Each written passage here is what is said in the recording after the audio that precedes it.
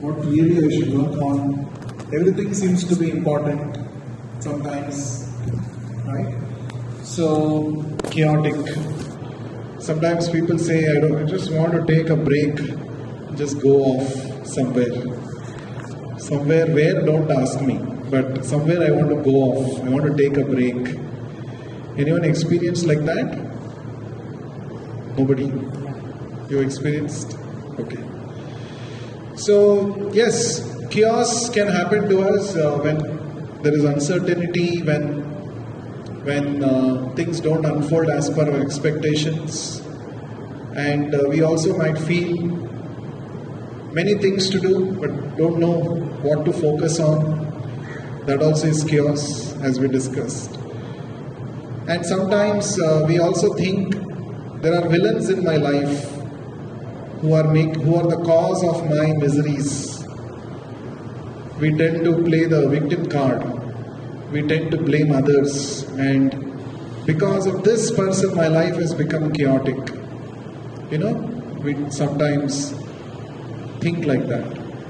So what we'll do today is we are going to read an interesting verse from Srimad Bhagavatam. This is one of the prayers offered by Bhakta Prahlad to Lord Narasimha. We know the story.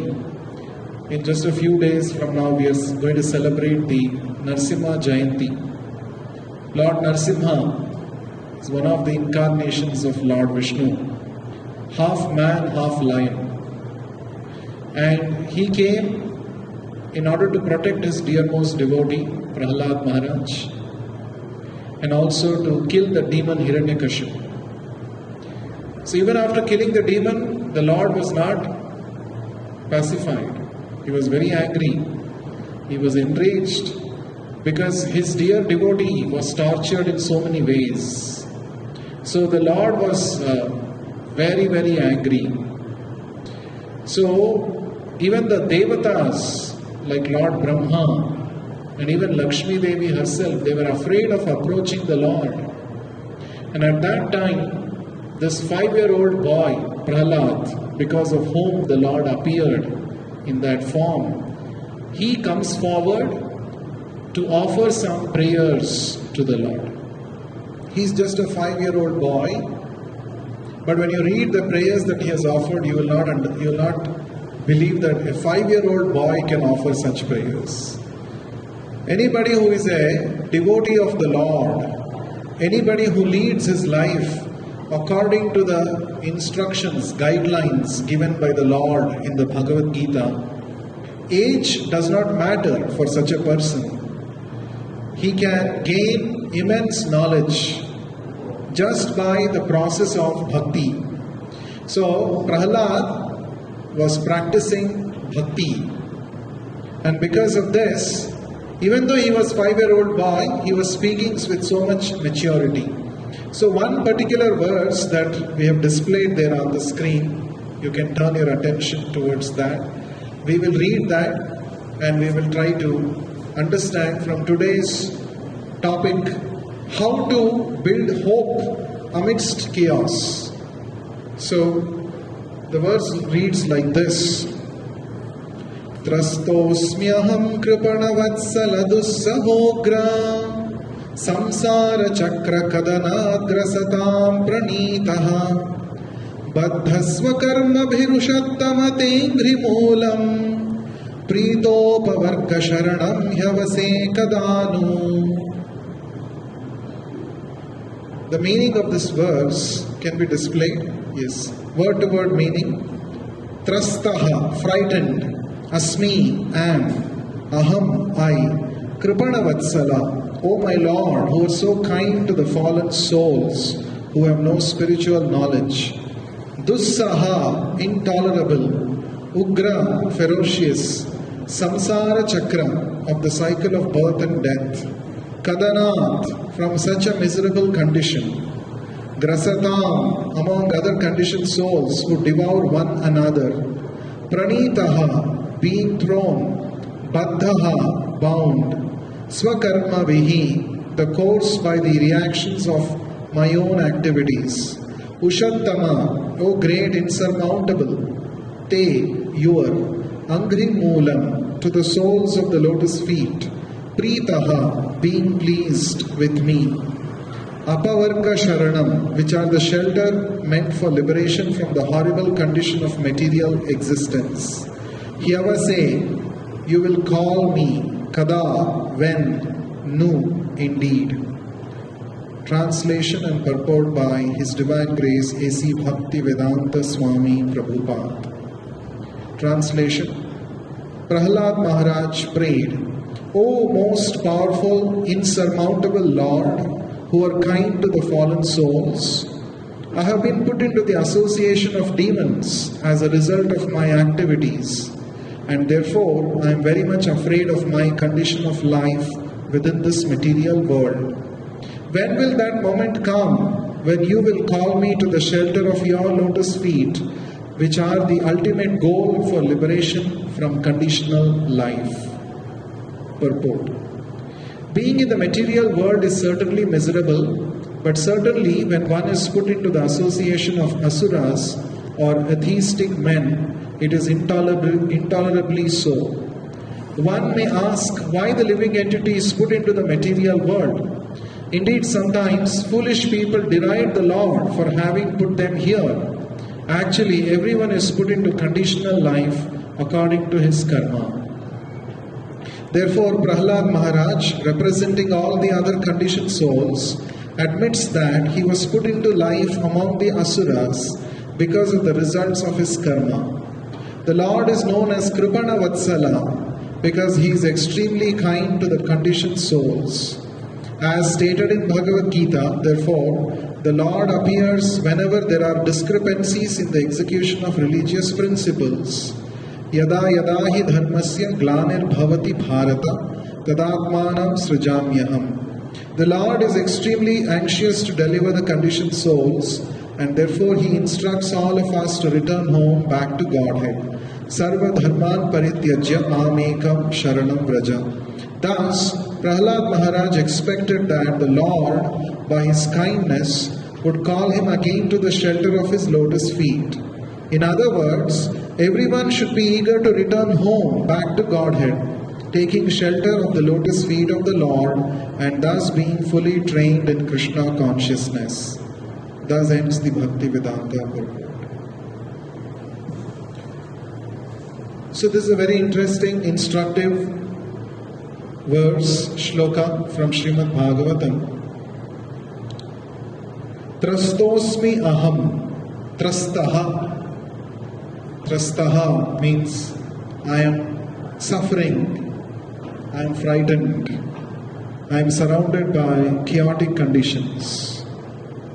That is a fact.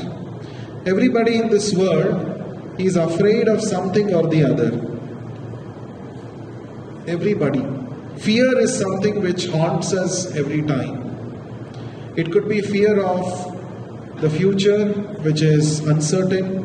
It could be fear of losing something which we have gained over a period of time. A rich man is fearful that maybe he may lose his money, all his earnings. Somebody might loot and go away. There is fear. Generally we think, oh, now I am poor. If I become a rich man, then I'll be very happy. But a rich man will have his own problems. He will have his problems. Oh, income tax bharna hai. Lot of money is going off. Simply my hard-earned money is going off as tax money. Or what if my business partner cheats me and takes away all the money and goes away? What if overnight some robber comes and takes away all my wealth and goes? So he's afraid. A person who has very good health, he is also afraid. What if some disease attacks me?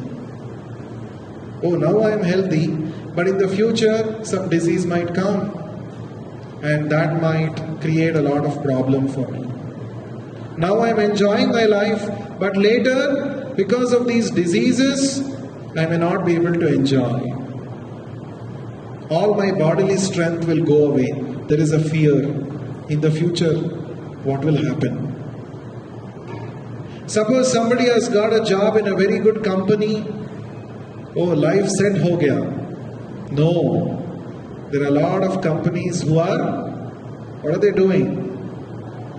They are laying off their employees. And not some ordinary companies. Fortune 500 companies. People, think that, I should get into this company, then my life is settled.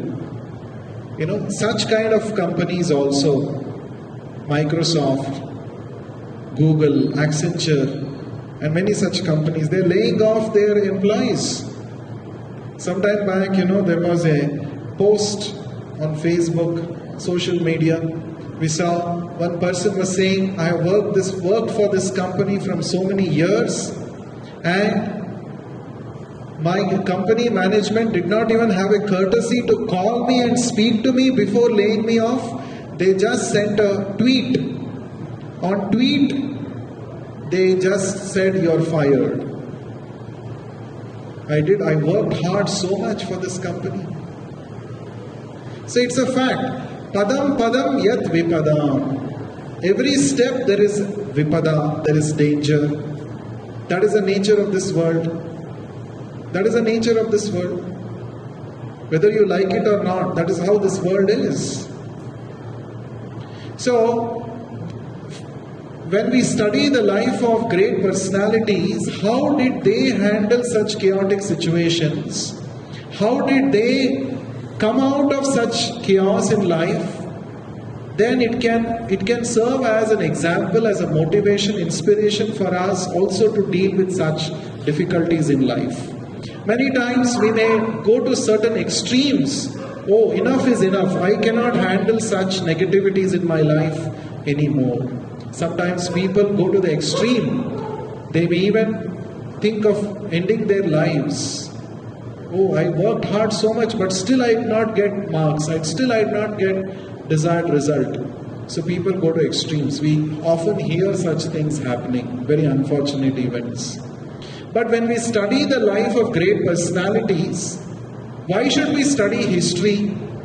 His story. History is not some imagination, something which has actually happened in the past. They are recorded. Why should we study history? We all have studied history, right? In our school days at least. Why? Why should we study history? To learn from the mistakes of people who did them in the past, so that we also do not repeat the same mistakes. Okay, then any other reason why should we read history? What good things they had done.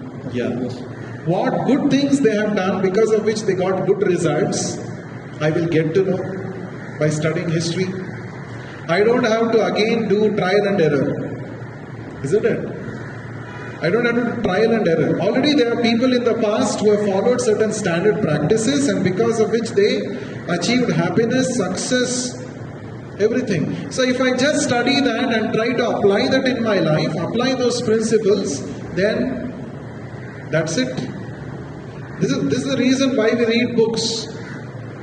When we read books written by great personalities, we get access to all the realizations and all the wonderful lessons that they have learned the hard way, but we get it easily.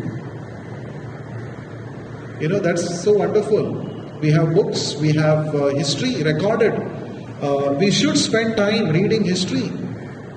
We should not say, oh, I am from a scientific background. History has no concern with me. No. History is very important for all of us. Now, the Vedic history is also, it also contains, the Vedic scriptures contains historical narrations of incidents that have happened in the past. So, Ramayana and Mahabharata, they are called itihasas. So, they contain the historical narrations of many legends and many great personalities recorded in it. And there are Puranas also. Purana. Sometimes we think, oh, Purana means this is all some fiction, imagination. No. These are real incidents that have happened. And the word Purana in Sanskrit has become Purana in Hindi. Purana means what? Something very old. So in the olden days, something happened and that has been recorded. That's called Purana. And this Srimad Bhagavatam is also known as Bhagavata Purana. So this literature contains 18,000 shlokas. And in this there are so many historical incidents narrated which can help us, which can inspire us, which can motivate us at all tough times. So the verse that we are reading is from the narration of the history of a great personality called Prahlad, Bhakta Prahlad. You must have heard about him. You must have seen movies about him. Right? So this Bhakta Prahlad, if you study his life, he was just a 5-year-old boy and he was a great devotee of Lord Vishnu. He was always chanting the names of Lord Vishnu. But his father was an atheist number one. His father was a core atheist. Not only atheist, he was the greatest dictator the world has ever seen. He declared, once he got his powers by performing tapasya, he started misusing his power. What he did was, he wanted to forcibly make the people of this world surrender unto him. He declared openly that I am God. And anybody who was worshipping Lord Vishnu, he was torturing them. He was forcibly making them give up worship Lord Vishnu. And sometimes the devotees would not agree. He would kill them. And he erected temples for himself. And he would force the people to worship him. So he forced in his entire kingdom, you should chant my name. Om Hiranyakashipaya Namaha. They were chanting out of fear. Otherwise this fellow will kill us. So he had like this, he had terrorized the whole world. And using his powers, he even attacked the higher planets, Swargaloka. He threw away the Devatas and occupied that place. So like this, the whole world was terrorized by him. Very, very powerful demon. Power, when it goes to the hands of demoniac people, it will always lead to sufferings of others. But when the same power is in the hands of a personality who is connected with the divine, he can use that power for the betterment of the whole world. So we are not against power, but we are against misuse of power. So a demoniac person like Hiranyakashipu, what is the meaning of Hiranyakashipu? Hiranya means gold. Kashipu means soft cushion bed. So those who think that whole life is meant for earning gold, wealth, and using that wealth, enjoy all luxuries of life. Such people, they fall into the category of Hiranyakashipu. So modern day also there are a lot of Hiranyakashipus. Need not be that demons should be dressed in a certain way. No. It's all about the demoniac tendencies in us. So if our inclination is, if our goal of life is simply bodily enjoyment, sense enjoyment, earn well just to enjoy our senses, then we are no better than Hiranyakashipu. So this Hiranyakashipu, it is described in Bhagavatam, he was always intoxicated with liquor. He was always drinking nicely, waging wars, killing people, killing the innocent people, torturing the devotees, and enjoying luxuries, being intoxicated. This is what the goal of life was for Hiranyakashipu. So everything was going on well for Hiranyakashipu, but unfortunately one day he saw that his 5-year-old boy was chanting the name of Lord Vishnu. And Hiranyakashipu considered Lord Vishnu to be his enemy. A demoniac person thinks that God is his enemy. God is the well-wisher of everybody. Suhrudam sarva bhutana. But demoniac people, they think, I am only God. and that God is not real God. I am God. They consider God to be his enemy. That is demonic people. Most of the chaos happens in our life because of this. Number one, because of ignorance about ourselves. When we think that we are this body and keep running behind temporary bodily pleasures, that is the root cause of all chaos in life. Sometimes we think, oh, why am I suffering? I am so good. I am helping others also, but why problems are coming to me? Problems or sufferings are a result of ignorance. Ignorance about our own self. First ignorance is thinking that I am this body. And simply if I take care of this body, then I'll be most happy. Thinking like this and working very hard in this direction. That is the symptom of ignorance, and that brings a lot of chaos and sufferings in life.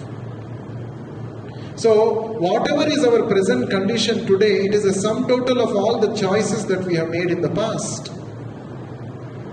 Today's present condition is a sum total of all the choices and actions that I have done in the past. That is called karma. So, present state is determined by the previous actions, previous choices. That is why it is very important to understand that yes, every choice, every action that I do in my life have got consequences. Therefore, I should act very responsibly. Human life is meant for acting very responsibly. You see, we have so many laws in the human society. If you go and litter around this place, then you will be charged with some fine. But if a dog or a cat or a monkey comes and litters, nobody will find that. Nobody will go and reprimand that animal. But human beings, immediately when you go, you will be punished. Some law will be there. Why? Because human beings are supposed to be more advanced in intelligence, more sensible. And I should understand that when I act in a certain way, not only I am going to get affected, there will be consequences of that to people around me also. This is human being. Therefore, there are laws in human society. So people who act without understanding of these subtle laws, they land into sufferings and chaos. So, this Hiranyakashipu, he said, his son, stop chanting the name of Vishnu. But his son was fearless. He said, no, I'm not going to stop. So he tried so many ways and means to stop him. In fact, he tortured him. His own son. Any father will not have such an inimical feeling towards his own son, his own child. But this, because he was a demon, he had lost all his good values and principles and even emotional values he had lost. Therefore, he did not hesitate to even torture his own son. He was thrown into an ocean, nothing happened to him, he came back. He was given poison to drink, he drank it happily, came back, nothing happened. He was thrown into a pit of poisonous snakes. The snakes did not bite him, he came back very happily. And then he was made to he was put under the feet of an elephant. The elephant did not do any harm to him. He was put into fire. Nothing happened. The fire was like cool AC for him. So nothing happened to him. And this Hiranyakashipu, he went crazy. What is this? I have tried so many ways to correct my son and even kill my son. Nothing is happening to him. Every time he is coming back very happily, and more his bhakti is increasing. He is chanting more and more Vishnu's name. Just like Hiranyakashipu's name has some meaning, as we discussed, Prahlada's name also has got some meaning. Prakrishta Rupena Ahlada iti Prahlada. Ahlada means joy, bliss, happiness. Prakrishta Rupena means ultimate, highest. The one who is always situated in the state of highest bliss. He is called Prahlada. And he is surrounded by all chaos. Suppose if you and me were put into a pit of poisonous snakes, forget about Lord Vishnu's name. First we'll be worried about saving ourselves. We will say, oh my dear Father Hiranyakashipu, yes, from today I will not chant Vishnu's name. Please put me out of this chaos. Please put me out of this danger. But Prahlad, he was not like that. He told, you put me anywhere, no problem. I know my Lord will protect me. The Lord is, as he mentions in this verse, Kripana Vatsala. He is very dear to all of us. Kripana means miser. Kripana. It's used in Hindi, in English, in many South Indian languages also this word Kripana comes. Kripana. Kripana, have you heard? Kripana means miser, conjuice. A Kripana, a miser will have a lot of money, but neither will he enjoy it for himself, nor will he give it to others. He will keep saving it. And one day he will die. So neither he enjoyed, nor he gave it to anybody else. So what is the greatest wealth that we have got? Human life. Anybody who does not use human life for spiritual advancement, he is called Kripana. Kripana, miser. He'll think, no, I don't want to use. I want to enjoy it. Bodily pleasure, I want to enjoy. And one fine day he will die. Over. Body will go. So neither he will get material bodily happiness fully, nor he will achieve spiritual happiness. So he is somewhere in between. Nor did he help others. Forget about helping others, he did not help himself also. Because God helps those who help themselves. So a person who does not use the valuable human form of life, which is very rarely achieved, for the sake of spiritual advancement, such a person is called Kripana. And here the Lord is addressed as Kripana Vatsala, the one who is very, very merciful towards the Kripanas, towards all of us. Of course, the Lord is Bhakta Vatsala. The Lord is very merciful towards his devotees who always want to follow his instructions. But others who do not want to follow the Lord's instructions, also the Lord is merciful towards them also. Kripana Vatsala. The greatest difference between our Vedic understanding of God and the Western understanding of God is that in the Western understanding it says, if you follow God, then God will give you eternal heaven.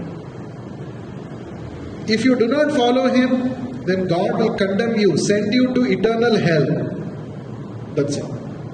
There are only two options, there or here, over. But according to the Vedic understanding, God is not such a heartless person. He is Suhrit. He is the well-wisher of all of us. When you keep this in mind, always, you will always see hope amidst all chaotic conditions. Why sometimes we become hopeless is because we have lost our connection with God. And we feel helpless. We think that all problems I should only handle. Everything I should only handle. Oh, and I handled in 10 situations and in the 11th situation I am not able to handle. Oh, then I am hopeless. Oh, then why should I even live? Let me give up my life. This is understanding that generally atheists will have. But a theist who has perfect knowledge about God, who has developed relationship with God, a devotee will never feel hopeless, he will never feel lonely. Even amidst the biggest disasters in life, he will still see, yes, my Lord will help me. It is said, don't go to God and complain that I have big problems. But tell your problems that I have the big Lord with me, powerful Lord. Therefore, a devotee, since he has positive, perfect understanding about God, he will never feel lonely or hopeless in any situation. He will always feel that Lord is there, He is always with me, He is situated in my heart, and He will help me in all circumstances. He has this hope. You can have this hope only when you rise above your thinking that everything I only have to deal with. Generally we think that everything, all problems I should only solve. No, there are some problems which we can't solve. You can try, as far as your intelligence allows, you can try various ways and means to solve certain problems. But if you turn to God, you will find a greater hope, a solace. You will see that yes, I have limitations, but God is unlimited. He can help me. So why should I become upset? Why should I lose hope in life? So real solution for coming out of hopelessness is to have positive faith in God. And this is not blind faith. This should be reasonable faith. On what basis will you develop this faith? The basis is proper spiritual knowledge. That is why simply by gaining a university degree, you cannot call yourself to be an educated person. Real education is completed when you are equipped with spiritual principles, spiritual knowledge. Because if you have spiritual knowledge, any circumstance, any difficulty, you will be able to face with a positive frame of mind. And that's what exactly Prahlad Maharaj demonstrated. Prahlada's life is a lesson for us. That 5-year-old boy, for no mistake of his, he was harassed in so many ways by his own father, but he did not lose hope. He had so much faith that yes, Krishna will protect me, God will protect me. Avashya rakshive Krishna iti vishvasa palana. God will definitely protect me. This is the faith. And faith can help you cross mountains. Faith can move mountains, they say. So faith is something which is very, very important. It's not a blind faith, as I said. How did this 5-year-old boy gain so much faith? Because he heard about God and His personality, His qualities, His power from another great devotee, Narad Muni. When this Prahlad was in the womb of his mother, he heard about all of these things. When Narad Muni narrated all these things to his mother. So even today, according to modern medical science, it has been proven that whatever activities and whatever a mother hears when she is carrying, that has impact on the child. So we should not brush it off, oh, it is all some imaginary story. Oh, they are saying that Narad Muni told about all these things to Prahlad's mother when she was carrying, and Prahlad heard all this from the womb of his mother, and then he became a devotee. Oh, I cannot believe all these things. Oh, we are in 21st century, we are cool people. No, this is super cool actually. If you actually study Bhagavatam, if you actually study Mahabharata, you will be bewildered as to the level of scientific knowledge which was already prevalent at that time. We should not think that, oh, we are some advanced people, we know everything, and 5,000 years ago there were all some primitive people, some tribal people, there were some aborigines, they did not have any knowledge, they were just, having some very, basic lifestyle. No. If you just go and see the architecture of the temples around in our country, Many, many temples are so old, 2,500 years ago, 5,000 years ago, and you can see the kind of architectural marvel these temples are. If you think that somebody has made all this, some barbaric person who was living some 1,000 years ago, 5,000 years ago, with some hammer and chisel, he has made all this. Oh, they were all some very primitive. Now we are advanced civilization. So we are actually mistaken. We are mistaken. It's not a fact. In fact, according to the Vedic understanding, as the 4 yugas progress, civilization degrades. It's not advancement. We should not be so happy that we are so advanced now that we have discovered DNA fingerprinting, we have discovered a way to go to Mars and we are going to colonize Mars. All such things are already there in the Vedas. Our ancestors were doing this in a much hi-fi way. Okay, what we have discovered is slowly we are trying to discover some lost truth. So the point is, Prahlad learned about God, about how to establish one's relationship with God through bhakti from Narad Muni when he was in the womb of his mother. So when he took birth, he already had all this spiritual understanding and he had this faith in God and he was constantly chanting the names of God. And by chanting the names of God, Prahlad was experiencing at highest bliss, Prahlada. He was experiencing bliss. He was so much affected by this bliss. He was so much immersed in an ocean of bliss that he was not at all affected by what was happening around him, the chaos. He had faith in God. He will always protect me. And he protected. He was true to his word. So, how to be hopeful amidst all chaotic situations is just to follow in the footsteps of Bhakta Prahlad.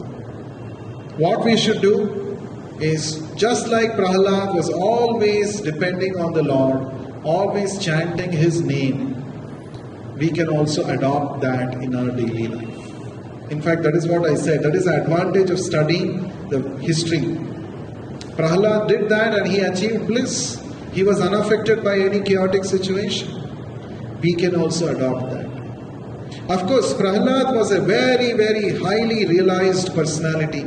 He was chanting the Lord's name 24/7. We are not in that position. We have many other duties, material duties to attend to. Along with those material duties, if we can spend some considerable amount of time every day chanting the Lord's name, that is the secret for all hope in our life. We get limited, we get conditioned, we get limited to our own abilities to handle challenges. And when we see that my ability is not enough to handle this challenge, then we give up. We become hopeless. But when we realize that there is our Supreme Father, He is much more powerful than us. He can inspire me with bigger solutions. He can help me in all circumstances. When we have that, it brings in, automatically it brings in joy, happiness, hope in life. Right? So I was just watching one small video long back. So there is a small child. A small child was trying to lift one weight. That weight was very heavy. The child was not able to lift it. And the child was feeling so bad. Oh, I'm not able to lift this weight. And he was trying and trying.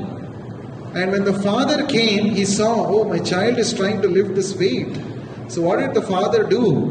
From behind the child, the father also started lifting the weight. With his power, he was able to lift it. And now the child was so happy. Oh, I am able to lift. Actually, the child was not able to lift it. It was the father who had added his power along with the child's power. Now the child was able to effortlessly lift that weight. Right? But the child was not aware that it is because of the father's added strength that he is able to lift the weight. In the same way, when you meet dead ends in life, when you come across a situation where oh, I am not able to do anything on my own. At that time, if you have God with you, you can do unimaginable things. And you will realize it when you do this. See, if you want to always have God with you, not that when I have difficulty, then I will call God. No. You must have a daily relationship with God. You must develop a loving relationship with Him. And when you do that, at the time of danger, you will naturally remember Him, and He will supply that extra endeavor which was not possible from our side. He will empower us, and we can do wonderful things. So the lesson that we learn from Bhakta Prahlad's life is that what we should not learn from Hiranyakashipu and what we should learn from Bhakta Prahlad, both are important.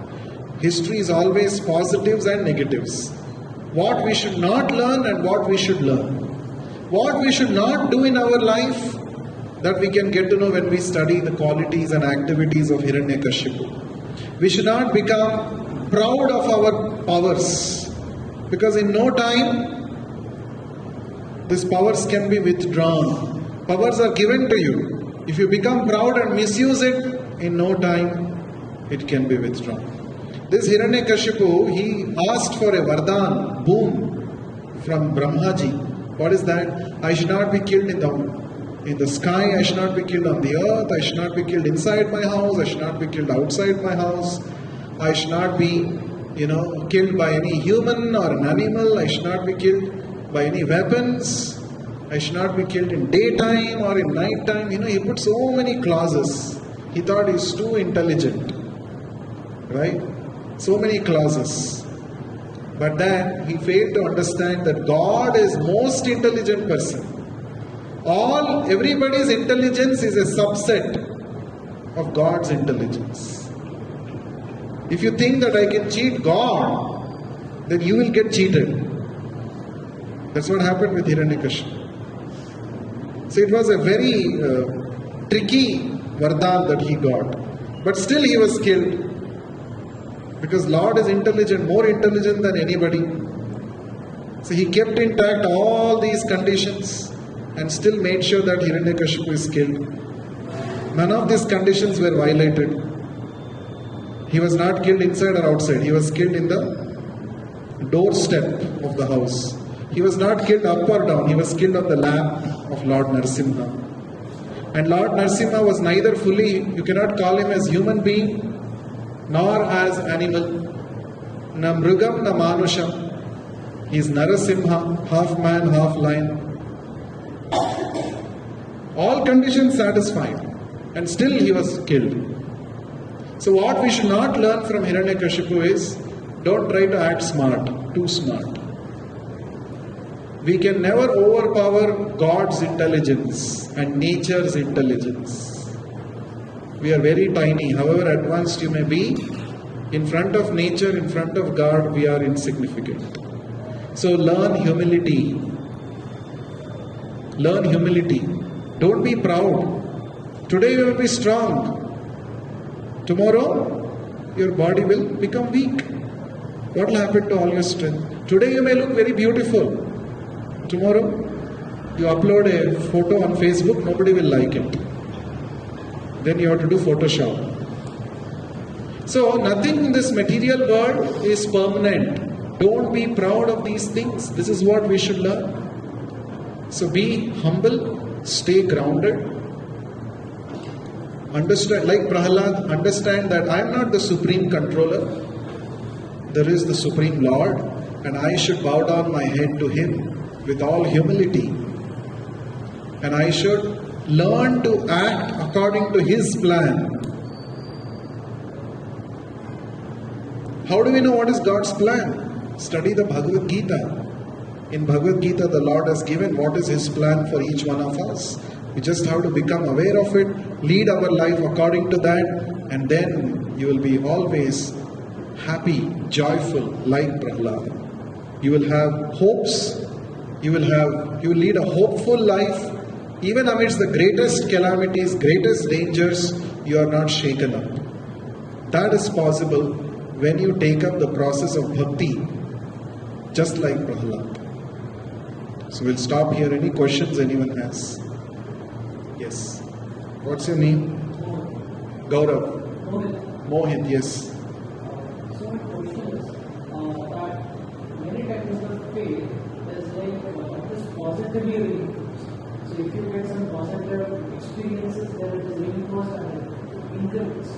So in the conditions like chaos, it's as you said, it is very uncertain. So it's very uncertain that when you get a positive experience and it will be reimbursed and then the faith will increase. So in this case, how we can ensure that the faith is increasing even if we are not getting a positive feedback or positive recognition? Very nice. See, Bhakti Yoga practice calls for a disciplined life. Today, whether my guide is happy with me or he is not, I should chant. Today, whether things are going on nicely or not, whether people are praising me or accusing me, I should still chant. So the point is, we must have a fixed routine. Like we recommend, the scriptures recommend we chant the Hare Krishna Maha Mantra every day. This is the most important, this is Yuga Dharma for this age. So we chant the holy names of the Lord, we chant Hare Krishna Maha Mantra immaterial of our external circumstances. See, external circumstances are not in our control. Many times we want to go and change those external circumstances. That is when we meet with frustration.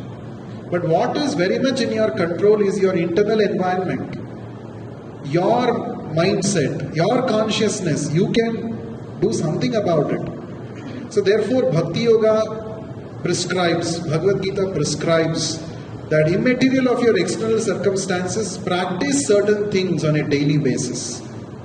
Most importantly, the Hare Krishna Maha Mantra chanting. So when you do this consistently every day, you will see, like you have a, suppose if you are going to the war without a protective armor, how will it be? The first person who shoots an arrow, you are gone. But if you have an armor protecting you, you are protected on the war. You know, the high chances that you will come back safe after the battle. The same way, so many negativities, so many criticisms, so many chaotic things happening around us can pull down our consciousness. But doing a daily sadhana of chanting the holy names is like wearing a protective guard, armor around yourself. That will, nobody else has to come and tell you. You will experience it yourself. The whole point, as Krishna says in the Bhagavad Gita, Pratyaksha avagamam dharmyam susukham kartum avyayam. Pratyaksha avagamam. When you practice this Bhakti Yoga, you yourself will understand. It's a matter of self-experience. Now, I may be practicing from 12 years, 13 years. I may tell you so many things. But unless you practice it, you will not understand anything. It will be just theory. So therefore, what I recommend to you is, practice this every day. Have that protection around your soul by doing regular chanting, that sadhana, the spiritual discipline. Then you will see, yes, earlier I used to get so much disturbed when people were criticizing me or finding faults with me, but now I am a different person. You will realize that. Okay? Any other question? Yes?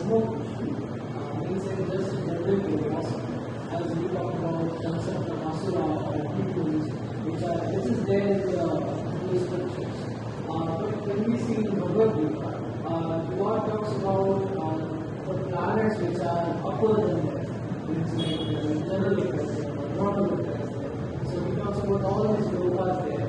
And he says that if we are in the mode of ignorance, which is there in the beings, he says that we will be diminished into the animal kingdom. He doesn't talk about any underworld as such. So is that concept not there in the Bhagavad Gita, or it is just a avoidance that we have? No, it is very much there. Urdhvam gachanti sattvastaha, madhyam tishtanti rajasaha, jaganya guna vrittischa, adho gachanti tamasaha. So the Lord says, if you practice a sattvic way of life, sattvic living, then you get promoted to higher and higher species and higher planets. Urdhva means to go up. Madhyam tishtanti rajasaha. If you are having a rajasic lifestyle, you remain in the middle planetary systems. And if you are having a tamasic lifestyle based on ignorance, then you get degraded to lower species and to lower planets. It's very much there. So Hiranyakashipu, when we say, yes, one is, yes, appearance wise he was a demon, very scary. That is the idea we generally get. But if you study the 16th chapter of the Bhagavad Gita, Lord Krishna very clearly mentions, it's not just the appearance, it's the attitude, it's the qualities that matters, that makes us daivik or asurik. It's not just by appearance. Especially in Kali Yuga, everybody may look very nice. Okay, appearance wise is very nice, but he will have demoniac qualities. What are those demoniac qualities? If you want to know, study 16th chapter of Bhagavad Gita. So, the point is, they do exist.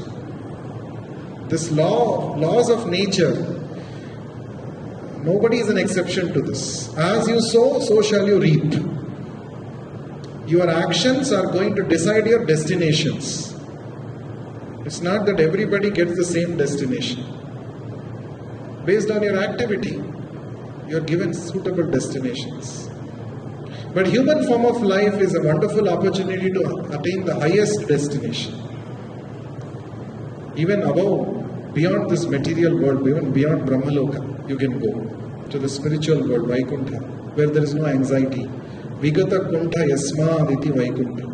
The place which is free from anxiety, that is Vaikuntha. That is our original home. And we have come here to do so many other things. So now Bhagavad Gita, Krishna is telling you, please come back to me. That is the whole point. And through the process of bhakti and surrender, we can go back to the Lord. And the easiest way to practice bhakti is to chant His holy names. Now many times we think, oh, if I chant the holy names of Krishna, at the time of death I will go to Vaikuntha. Till then, what is the faida? What is the use, benefit for me? That is the final thing that happens. But throughout your life, you will see a higher level of consciousness. You will be more happy and satisfied. You will be able to spread joy to others, because you will be able to spread joy to others only when you have it. If you do not have, how will you spread it to others? So therefore, in our daily life also, we can experience all these things by chanting. Please distribute the beads so that we can all chant. Any other question anyone has meanwhile? Any other question meanwhile?